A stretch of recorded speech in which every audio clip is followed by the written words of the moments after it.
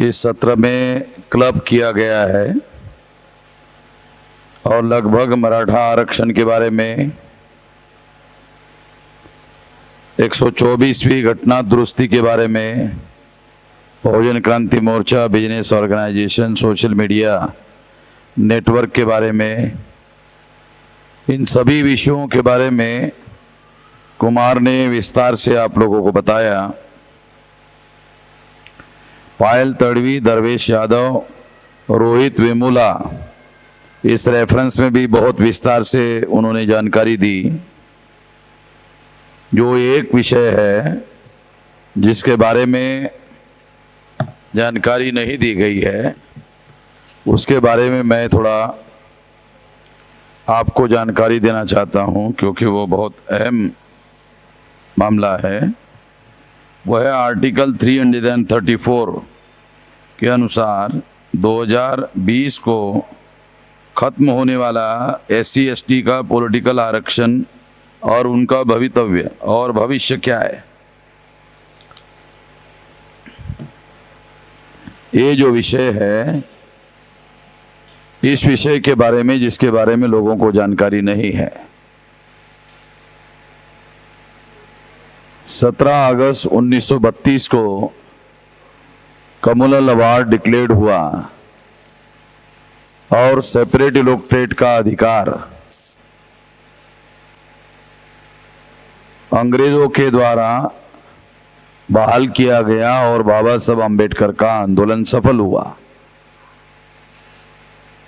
1932 को, उस समय बाबा साहब अम्बेडकर की उम्र 41 ईयर थी।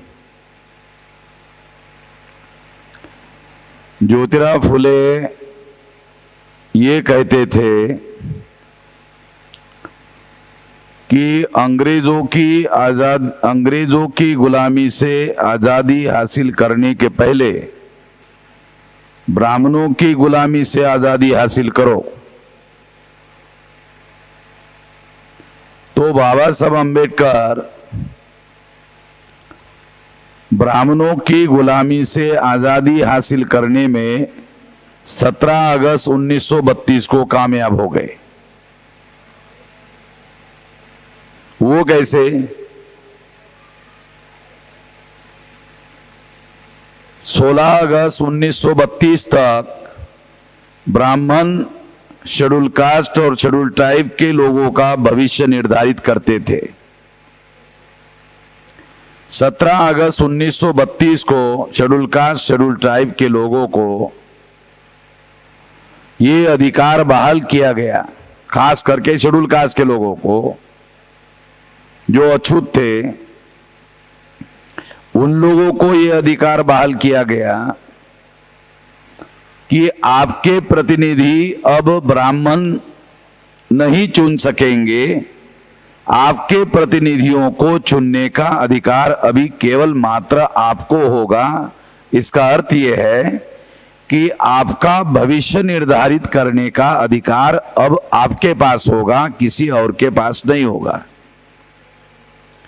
इसका मतलब यह है कि जो ब्राह्मणों की गुलामी थी यहां खत्म हो गई और हमें, खासतौर पर अछूत लोगों को, अपना भविष्य निर्धारित करने का, फैसला करने का अधिकार मिला। बहुत सारे लोगों को यह जानकारी नहीं है कि 17 अगस्त 1932 को ब्राह्मणों के गुलामी से सारे देश के अछूतों को आजादी मिली।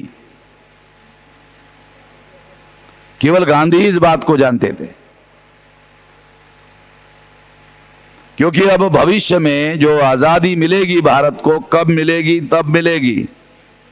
गांधी को 15 अगस्त 47 को आजादी मिली, मगर अछूतों को, ब्राह्मणों के गुलामी से आजादी 17 अगस्त 1932 को मिली। 8 और 7, 15 साल बाद गांधी को आजादी मिली। 15 साल पहले अछूतों को ब्राह्मणों के गुलामी से आजादी मिली।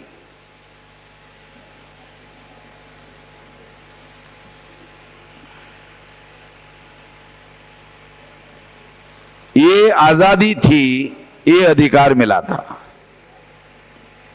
गांधी ने इसके विरोध में उपवास किया और इसे जॉइंट इलेक्टोरेट में कन्वर्ट किया, और जॉइंट इलेक्टोरेट 1935 का जो एक्ट था, सेकंड इंडिया एक्ट, उसमें शामिल कर दिया गया और उसके आधार पर 37 में प्रोविंशियल गवर्नमेंट का चुनाव हुआ।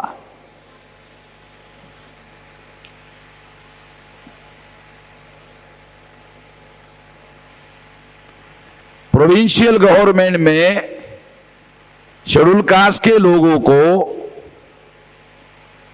जॉइंट इलेक्टोरेट में रिजर्वेशन, पॉलिटिकल रिजर्वेशन दिया गया।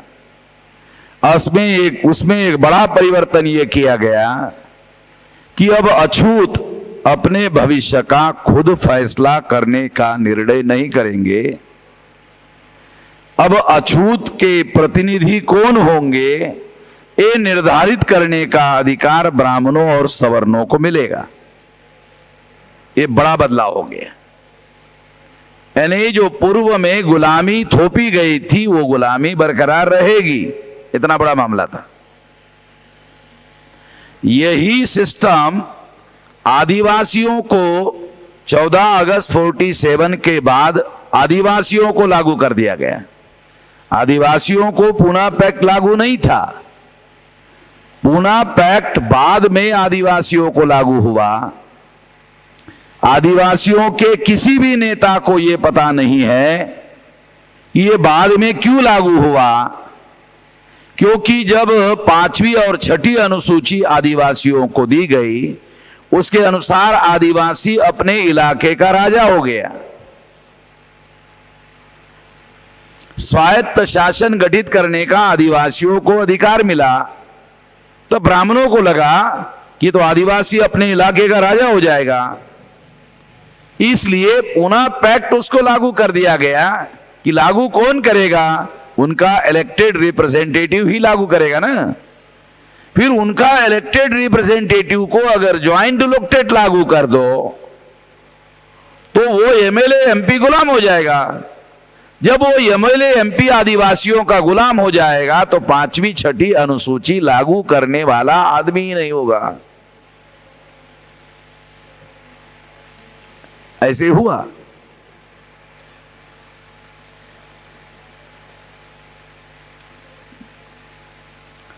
और बाद में गांधी और नेहरू ने अंग्रेजों के साथ गुप्त समझौता किया कि भारत के टुकड़े करने की जो योजना है अंग्रेजों की, वो हमें मंजूर है, मगर हमारी एक शर्त है, आजाद भारत में शेड्यूल कास्ट और शेड्यूल ट्राइब को सेपरेट इलेक्टेड नहीं दिया जाएगा, जैसा लॉर्ड वेवेल गवर्नर जनरल ने रेडियो पर स्पीच करके कहा 1944 के बाद। लॉर्ड वेवेल गवर्नर जनरल के पद से हटाया गया और माउंटबेटन को लाया गया, और माउंटबेटन के साथ नेहरू और गांधी ने समझौता किया कि भारत के टुकड़े करने की योजना हम स्वीकार कर सकते हैं, एक शर्त हमारी है कि आजाद भारत में लोगों को सेपरेट इलेक्टेड नहीं दिया जाएगा, तो हम भारत के टुकड़े करने के लिए राजी हो सकते हैं। भारत के टुकड़े करने की योजना कांग्रेस महासमिति में 157 वर्सेस 15 वोटों से भारत के विभाजन का प्रस्ताव पारित किया जवाहरलाल नेहरू के नेतृत्व में, यानी ब्राह्मण के नेतृत्व में।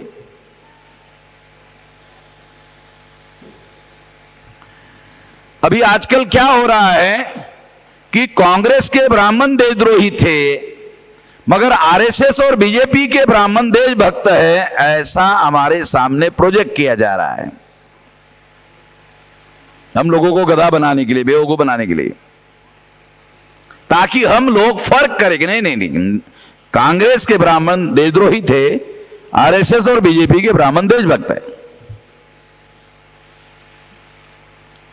जो लोग ऐसा फर्क करते हैं वो लोग उनके जाल में फंस जाते हैं।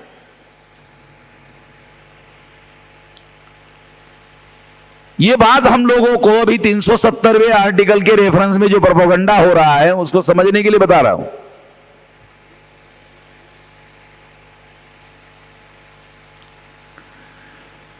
छब्बीस जनवरी 1950 के पहले, संविधान लागू होने के पहले, जब 1935 को सेकेंड इंडिया एक्ट लागू हुआ तो जॉइंट इलेक्टेड लागू हुआ। ये जॉइंट इलेक्टेड पूना पैक्ट के तहत हुआ। पूना पैक्ट में एग्रीमेंट हुआ। एग्रीमेंट में लिखा था कि पूना पैक्ट 10 साल के लिए रहेगा। 37 में पूना पैक्ट लागू हुआ प्रोविंशियल गवर्नमेंट के इलेक्शन में। 37 से 47 तक पूना पैक्ट लागू था।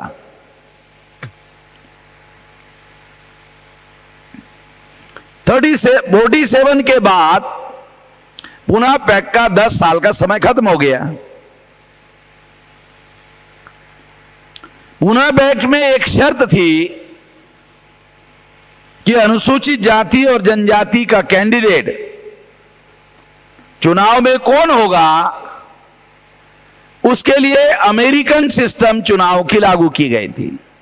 अमेरिका में क्या है, पॉलिटिकल पार्टी के लोगों को किसी को भी प्रेसिडेंशियल कैंडिडेट चुनने का अधिकार नहीं है।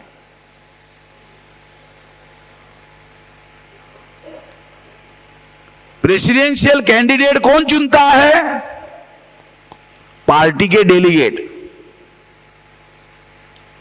और उनको पार्टी के वोट्स, जो रजिस्टर वोट है, जो उस पार्टी के है, वो लोग उनको वोट देते हैं। मान लो रिपब्लिकन पार्टी के 4 लोग खड़े हैं, डेमोक्रेटिक पार्टी के 4 लोग खड़े हैं। 4 में वरीयता क्रम में सबसे ज्यादा वोट जिस कैंडिडेट को पड़ेंगे वो कैंडिडेट फाइनली प्रेसिडेंशियल कैंडिडेट होगा। यानी अमेरिका में 2 बार चुनाव होता है, एक बार प्राइमरी और सेकंड फाइनल। प्राइमरी में कैंडिडेट कौन होगा, प्रेसिडेंशियल कैंडिडेट कौन होगा, यह निर्धारित होता है। और निर्धारित होने के बाद वो प्रेसिडेंट पद का चुनाव लड़ता है। ये जो अमेरिकन सिस्टम है, पूना पैक्ट में बाबा साहब आंबेडकर ने लिखी, ये कांग्रेस पार्टी को या बीजेपी को या जनसंघ को शेड्यूल कास्ट और शेड्यूल ट्राइब का कैंडिडेट चुनने का अधिकार नहीं होगा। शेड्यूल कास्ट के जो रजिस्टर्ड वोट है, शेड्यूल ट्राइब के जो रजिस्टर्ड वोट है, उन लोगों को जो भी जितने, मान लो 10 कैंडिडेट शेड्यूल कास्ट के हैं, 10 कैंडिडेट शेड्यूल ट्राइब के हैं, शेड्यूल कास्ट के कैंडिडेट को, शेड्यूल कास्ट के वोटर्स को वोट देने का अधिकार होगा। शेड्यूल ट्राइब के कैंडिडेट को शेड्यूल ट्राइब के कैंडिडेट को वोट देने का अधिकार होगा। वरीयता क्रम में जिसको सबसे ज्यादा वोट पड़ेंगे पहले नंबर के, वो कैंडिडेट होगा फाइनल इलेक्शन में। दूसरे नंबर का कैंडिडेट वो फाइनल इलेक्शन में। तीसरे नंबर का कैंडिडेट वो फाइनल इलेक्शन में। चौथे नंबर का कैंडिडेट वो फाइनल इलेक्शन में। 5वां कैंडिडेट से लेकर आखिरा 5वें से आगे जो भी कैंडिडेट होगा वो बाद, वो चुनाव नहीं लड़ पाएगा।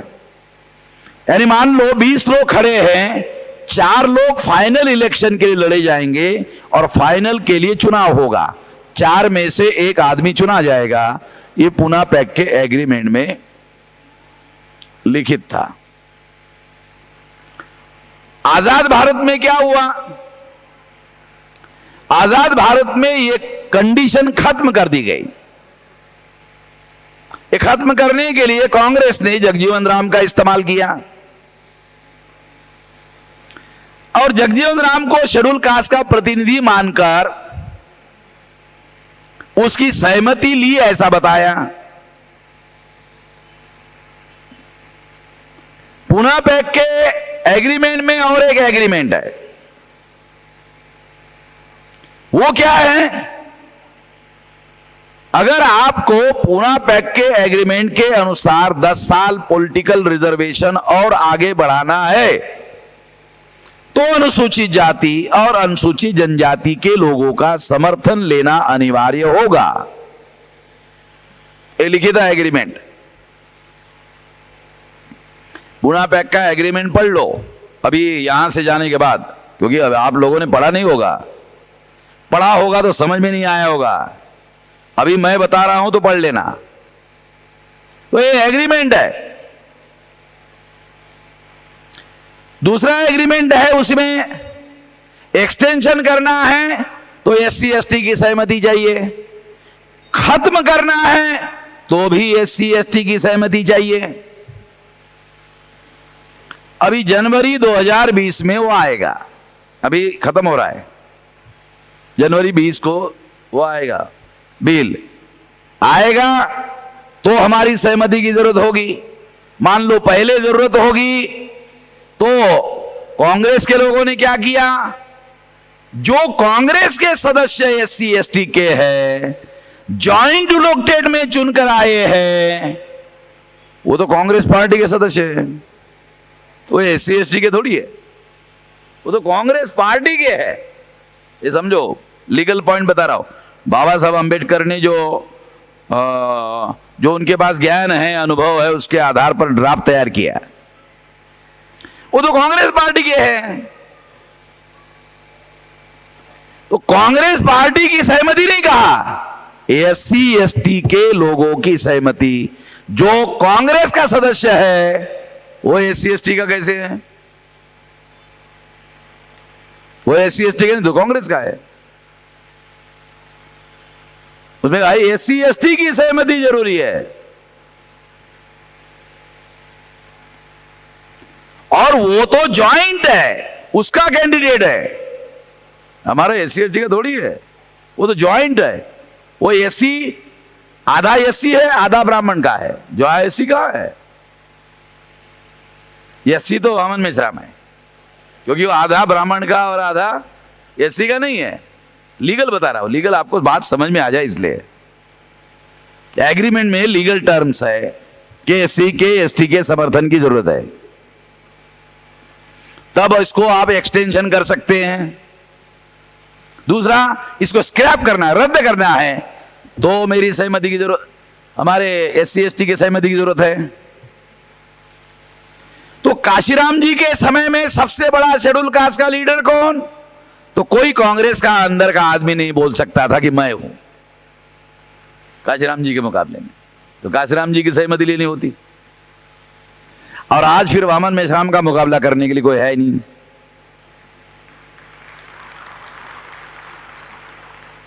तो सरकार को काशीराम जी के समय में काशीराम जी की सहमति लेनी पड़ती, और आज अगर ये एक्सटेंशन करना है, एग्रीमेंट के अनुसार बता रहा हूं, जो लिखित एग्रीमेंट है, साइन किया हुआ है,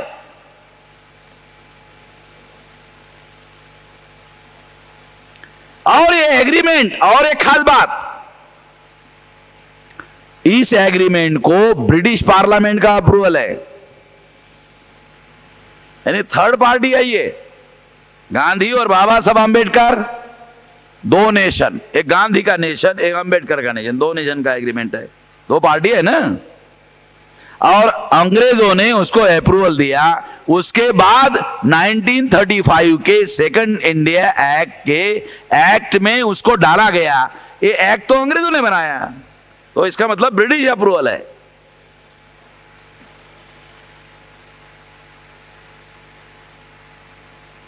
तो एक्सटेंशन करना है तो अनुसूचित जाति के, जनजाति के लोगों की समर्थन की जरूरत है।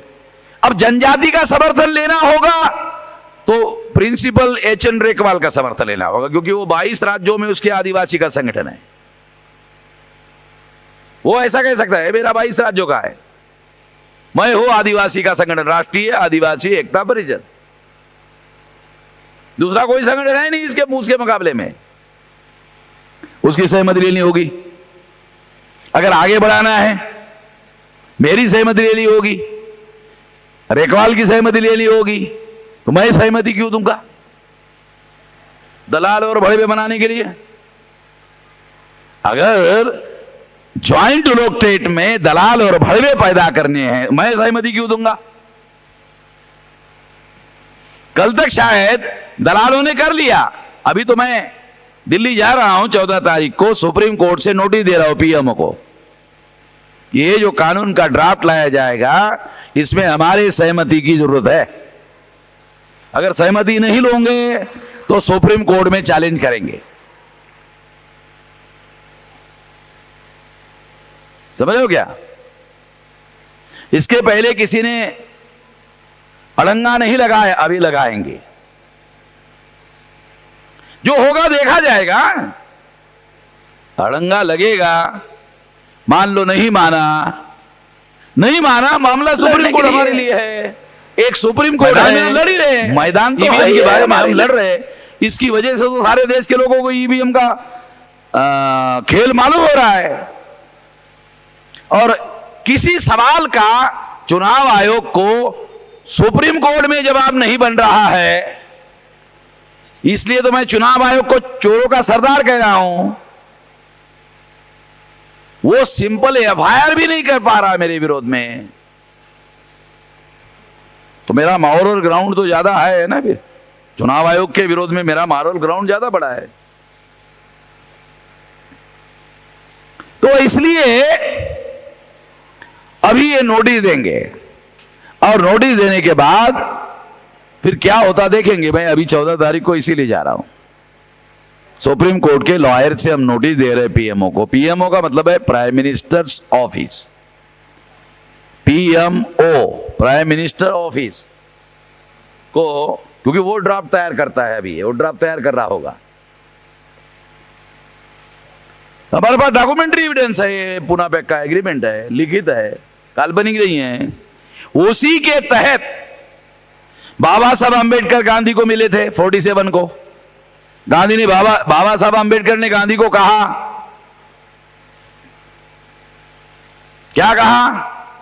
अंग्रेजों को तो बाबा साहब अंबेडकर ने कहा था, क्या कहा था? कि आजाद भारत में सेपरेट इलेक्टेड होना चाहिए। तो अंग्रेजों ने उनको आश्वस्त किया था कि जब हम भारत छोड़कर जाएंगे, हिंदू, मुसलमान और एससी एसटी के लोगों को सेपरेट अधिकार कॉन्स्टिट्यूशन के अधीन बहाल किए जाएंगे, तब जाएंगे। लिखित होगा, लिखित करके जाएंगे। और यह बात 1945 को गवर्नर जनरल लॉर्ड वेवेल ने रेडियो पर स्पीच करके कहा। यह बात बाबा साहब अंबेडकर ने what Gandhi and Congress have done to untouchable नाम की किताब में लिखा, लिखित है। एक तो लोग पढ़ते नहीं है, और पढ़ते हैं तो समझ में नहीं आता, क्योंकि भक्त लोग भक्ति करते रहते हैं, उनको समझ में कहां से आएगा। भक्ति करने वाले लोगों को ज्यादा समझ में नहीं आता, वो तो मत्था टेकते रहते हैं बस।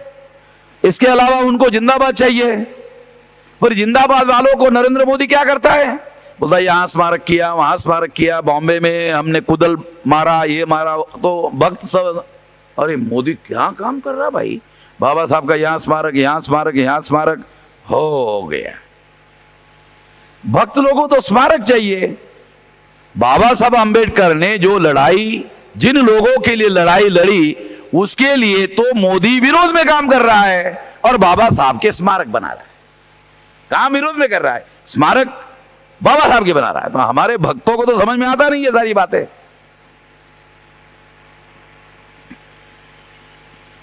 तो इसलिए ये बात मैं आपको समझा रहा हूं कि लॉर्ड वेवेल ने रेडियो पर स्पीच किया था, ये रिकॉर्ड करके रखा हुआ है कि हम लोग हिंदू, मुसलमान, शेड्यूल कास्ट और शेड्यूल ट्राइब 3 हिस्से होंगे, और ये संविधान के अंदर होंगे, with in the territory of India. शब्द प्रयोग भी सुनो, with in the territory of India, outside India नहीं।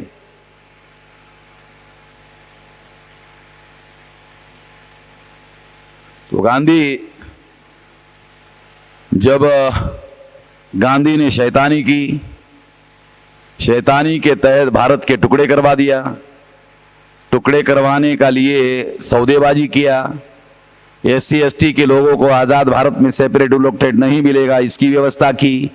उसके बाद बाबा साहब अंबेडकर गांधी को मिले और गांधी को कहा कि शेड्यूल कास्ट और शेड्यूल ट्राइब का जो कैंडिडेट चुनाव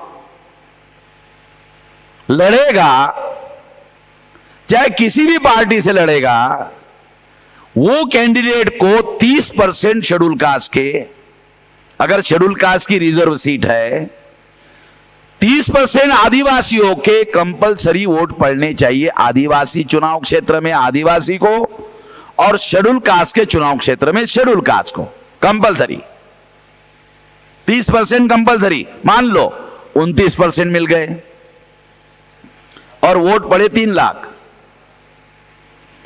और दूसरे कैंडिडेट को वोट पड़े 2.5 लाख, उसको पड़े 31% शेड्यूल कास्ट, वो चुनाव जीत गया। 2.5 लाख वाला चुनाव जीत जाएगा, 3 लाख वाला चुनाव नहीं जीतेगा। आपको समझ में आया, इसलिए थोड़ा सा कंपेयर बता रहा हूं, क्योंकि 30% कंपलसरी उसको शेड्यूल कास्ट के वोट पड़ने चाहिए। होता क्या है, पढ़ते नहीं है।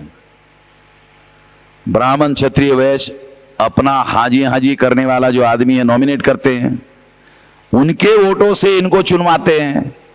तो शेड्यूल कास्ट शेड्यूल ट्राइब का कोई भी आदमी पार्लियामेंट में हमारी बातें नहीं करता, वो नाम शेड्यूल कास्ट का लेता है। इसका मतलब नाम हमारा लेता है कि मैं वामन मेश्राम की औलाद हूं, मगर बाप जोशी है, तो इसका मतलब है हरामी की औलाद है।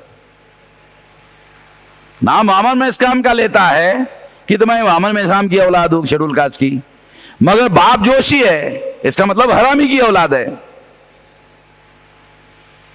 आपको समझ में आए, इसलिए जो लैंग्वेज मैं यूज करते रहता हूं वही लैंग्वेज हमारे लोगों को समझ में आती, दूसरी नहीं आती। क्योंकि हमारे लोगों को सौम्य भाषा में अगर कहा जाए तो वो समझ में नहीं आती, थोड़ा झिंझोड़ना पड़ता है दिमाग को, तब जाकर के उनको थोड़ा समझ में आता है। तो इसलिए बता रहा हूं।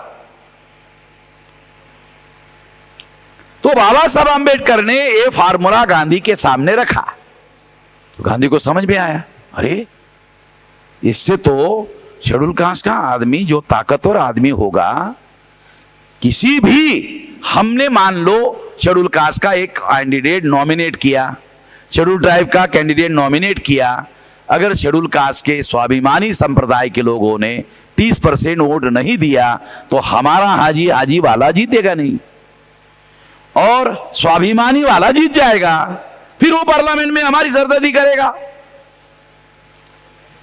तो गांधी ने नहीं, ये नहीं होगा, गांधी ने इनकार कर दिया।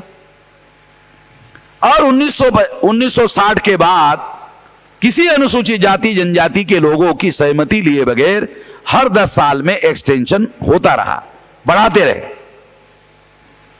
और अखबार में क्या खबर छापते रहे, छपवाते रहे, शेड्यूल कास्ट का, शेड्यूल ट्राइब का सर्विसेज का रिजर्वेशन 10 साल के लिए और बढ़ गया है।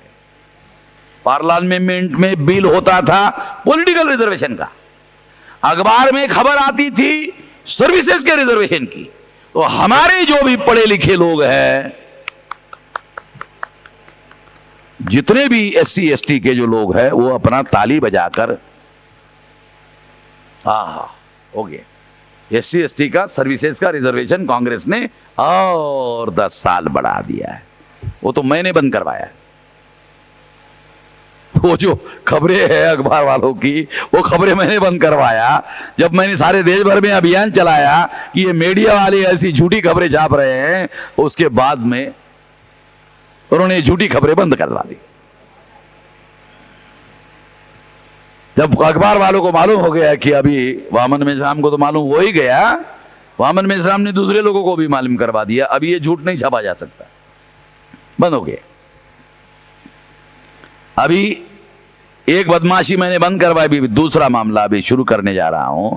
अभी PMO को सुप्रीम कोर्ट के लॉयर की नोटिस देता हूं कि हमारी सहमति लेनी होगी। गांधी ने तो नहीं माना 30% का मामला, तो अब हम नोटिस देंगे भी हमारे सहमति के बगैर इसको 10 साल आगे नहीं बढ़ा सकते। और हमारे सहमति के बगैर स्क्रैप भी नहीं कर सकते। सहमति हमारी अनिवार्य है। जब अनिवार्यता का मामला वहां आएगा, न स्क्रैप कर सकते न बढ़ा सकते, तो हमारी सहमति लेनी होगी। जब लेनी होगी तब बताऊंगा मैं क्या कहूंगा उनको, अभी नहीं बता सकता। अभी वो उचित समय नहीं है, राइट टाइम नहीं है, उस समय बताएंगे क्या करेंगे। साथियों, ये बात आप लोगों को समझ में आ जाए कि ये हम लोग क्या करने जा रहे हैं, इसके लिए ये विषय रखा गया ताकि आप लोगों को जानकारी हो जाए। हमारे पास एक नोटिस देना है, दूसरा सुप्रीम कोर्ट में लड़ना है, तीसरा जंगे मैदान में तो लड़ना ही है। हमारे पास इश्यू है, हमारे पास तरीका है, हमारे पास देश भर में अभी तो 180 दिन की मैंने परिवर्तन यात्रा निकाली, अगली बार 365 दिन की निकालेंगे और भारत के 5 जोन बनाकर 5 जोन में 365 की निकालेंगे। तो एक साल में 5 साल का काम करेंगे। मान लो 5 जोन में 1 साल की परिवर्तन यात्रा निकाली तो 5 साल का काम 1 साल में होगा। अगर 20 राज्यों में 365 दिन की निकाला तो 20 साल का काम 1 साल में होगा। ये तो तरीका है काम करने का। अब हमारे पास कोई काम धंधा तो है नहीं, एक च काम धंधा है। तुम देश चला रहे हो, चलाओ, जैसा चलाना चाहते चलाओ। हमारे पास तो तुम्हारे विरोध में जनमत जागृत करना और जनमत को संगठित करना, यही काम धंधा है, कोई काम धंधा तो है नहीं। क्योंकि हमारे लिए तुम जितना विरोध में काम करोगे उतनी अनुकूल हालात, तो हमारे लिए तो अनुकूल हालात है। नरेंद्र मोदी हमारे लोगों के पिछवाड़े पे जितने लात मारेगा उतना अच्छा, क्योंकि अनुकूल माहौल बनेगा। और इसके लिए मैं एडवांस में नरेंद्र मोदी को धन्यवाद भी देता हूं कि तुम लात मारो। एक क्यों मार रहे साले, 10 मारो। जो हमारे SC ST OBC के लोग हमारी नहीं सुन रहे, तुम लात मारोगे तो मेरे पास डायरेक्ट आएगा। जैसे बॉल होता है ना, फुटबॉल, इधर से किक मारा जाता है तो उधर जाता है, उधर से किक मारेगा तो वामन मेश्राम के पास। और आ रहे हैं कि मेश्राम साहब अभी परिवर्तन यात्रा में मैं अनुभव बता रहा, अभी आप ही लड़ रहे और कोई लड़ नहीं रहा है। हम लोग इधर जा रहे थे, उधर अभी छोड़ दिया, अभी आपके पास आ रहे। तो मैंने कहा बहुत अच्छा है मोदी जी, धन्यवाद। आप जो पिछवाड़े में लात मार रहे हो, इसकी वजह से लोग मेरे साथ ज्यादा आ रहे हैं, मारो और मारो। तो आने वाली जो परिस्थितियां है वो हमारे लिए, समाज के लिए प्रतिकूल है, आंदोलन के लिए अनुकूल है। इसका फायदा लेंगे, बात को आगे बढ़ाएंगे। इतना ही मैं कहना चाहता हूं, ज्यादा कहना नहीं चाहता हूं। एक बड़ा मामला है आने वाले समय में, रणनीति का मामला है।